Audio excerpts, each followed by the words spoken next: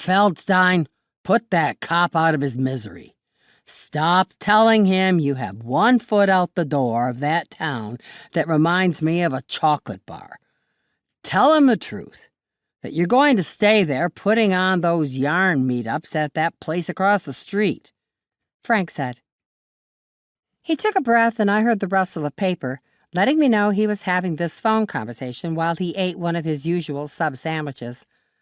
I wasn't sure if it counted as lunch or dinner, but knowing Frank, it was probably a snack. It was still afternoon where I was on the edge of the Monterey Peninsula, but early evening in Chicago where he was. "You still there?" he asked, and I let out an, "Uh-huh." "And tell the poor guy exactly what feelings you have for him. You know that you know." He let out a groan. "Can't say the word, can you?" I teased. "Okay, Feldstein.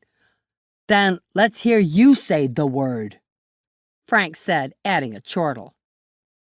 "I don't have to say the word." I tried not to sound defensive. He probably knows how I feel.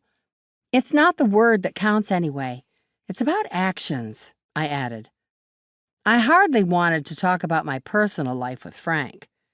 He was a PI and my ex-boss, though the temp job had only lasted for a few weeks.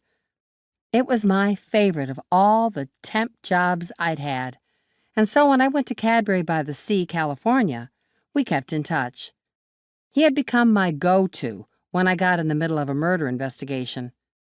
This time, he had called me. "We kind of got off the subject of your call," I said. "Right. Yeah. I called to thank you for the box of muffins, but figured I'd make it a twofer and give you some advice. I've been hearing about that guy and how you didn't want to break his heart when you left. He's a cop, and I bet he could take it. That is, if you did actually leave." I started to protest and bring up my history of not sticking with professions, and stopped myself. I knew that Frank was right. Not that I told him that exactly. I just ended the call. Once I'd acknowledged that Frank was right about how I felt about Dane Mangano, and that I wasn't really on the verge of leaving, I wanted to do something about it right away. I would be brave and tell him how I felt. I hadn't seen him for several days, and I assumed it was due to his schedule being all over the place. But I was sure where I could find him now. Dane lived down the street from me and had converted his garage into a workout room with mirrors and mats. He used it for his own workouts and to give karate lessons to local teens to keep them out of trouble. No matter how his schedule varied, Tuesday afternoons were set aside for the karate kids.